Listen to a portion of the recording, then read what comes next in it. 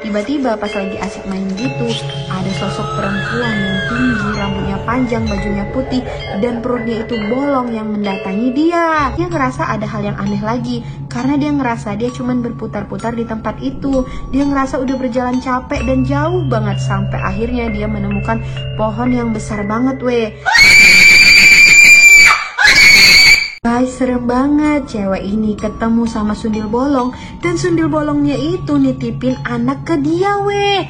Jadi ceritanya ada seorang cewek yang lagi siap-siap mau tidur kan. Sebelum tidur dia membiasakan untuk membersihkan tempat tidurnya itu dengan sapu lidi gitu weh. Dia bersih-bersihkan, setelah itu dia bersihkan dan dia tidur kan weh. Nah pas dia lagi tidur dia mimpi weh. Di dalam mimpinya itu dia lagi main sama adiknya. Dia punya satu orang adik cowok kan.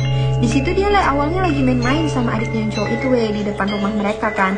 Tiba-tiba pas lagi asik main gitu, ada sosok perempuan yang tinggi, rambutnya panjang, bajunya putih, dan perutnya itu bolong yang mendatangi dia. Di situ posisinya si perempuan ini menggendong anak bayi gitu kan, dan si perempuan ini langsung menyerahkan anak bayinya itu ke anak cewek ini weh. Si anak cewek ini bingung kan kenapa tiba-tiba dia dititipi anak bayi. Nah karena dia takut anak bayi itu terjatuh, dia pegang tuh anak bayinya. Tapi weh setelah dia memegang anak bayi tersebut, tiba-tiba adik dia yang cowok pergi bersama si perempuan yang seram itu. Dia udah berusaha manggil adiknya kan, dan mengingatkan adiknya, tapi adiknya bilang gak apa-apa, dia cuman pergi main sebentar. Awalnya dia ngebiarin aja tuh weh adiknya pergi bersama perempuan yang seram itu. Tapi weh setelah adiknya dan perempuan seram itu pergi beranjak dari rumah mereka, tiba-tiba si anak bayi tersebut menangis meronta-ronta. Dia bingung dong dia harus apa, karena dia gak pernah mengurus anak bayi. Dia gak tahu harus ngapain kan, karena dia bingung dan gak tahu harus ngapain. Akhirnya dia pun memutuskan untuk mengikuti si perempuan seram tadi dan adiknya. Awalnya niat dia itu bukan menjemput adiknya, tapi dia mau mengembalikan anak bayi tersebut, karena dia bingung mau gimana ngerawat anak bayi tersebut dan ngediamin supaya anak itu gak nangis lagi kan. Akhirnya dia ikutin tuh weh si perempuan seram itu dan adiknya. Nah tapi anehnya weh, dia berusaha jalan sekencang mungkin, tetap aja dia ketinggalan dan gak bisa mengejar si perempuan seram itu dan adiknya. Sampai akhirnya dia kehilangan si perempuan dan adiknya itu. Dia berjalan sendirian kan, dan dia ngerasa ada hal yang aneh lagi, karena dia ngerasa dia cuman berputar-putar di tempat itu. Dia ngerasa udah berjalan capek dan jauh banget, sampai akhirnya dia menemukan pohon yang besar banget weh. Kata dia tadi sebelum menitipkan anak bayi tersebut, si perempuan seram itu bilang kalau rumah dia berada di samping pohon besar. Nah akhirnya dia menemukan kan pohon besar itu, dan bener dong weh, di samping pohon besar itu ada rumah gede besar yang tapi bentukannya serem banget weh, kayak rumah tua gitu kan, tapi rumahnya itu luas banget. Akhirnya karena dia yakin kalau itu adalah rumah si perempuan seram itu, dia masuk ke rumah itu. Nah pas dia masuk ke dalam, rumahnya itu benar-benar seram dan benar-benar kosong. Bahkan si hantu perempuan itu nggak ada weh. Di situ dia ngerasa ada hal yang aneh kan. Akhirnya dia langsung narik adiknya dan dia meletakkan bayi tersebut di dalam rumah itu.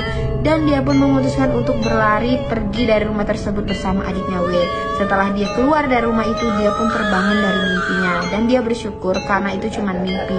Tapi anehnya weh, keesokan harinya pas dia mau pergi sekolah, dia melewati jalan yang tadi malam ada di mimpi dia. Dia ngerasa dejavu dan gak asing kan sama lokasi tersebut.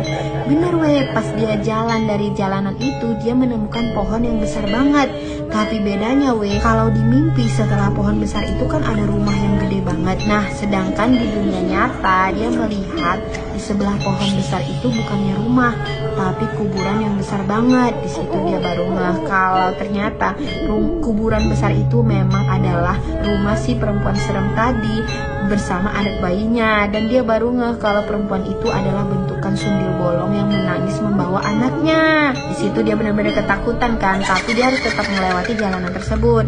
Dan yang lebih seramnya lagi weh, pas malam harinya dia mau tidur, dia ngerasa ada orang yang meniupkan angin di tengkuk dia weh. Dia di situ udah merinding disco gitu kan. Terus dia ngerasa ada orang yang menangis-nangis gitu.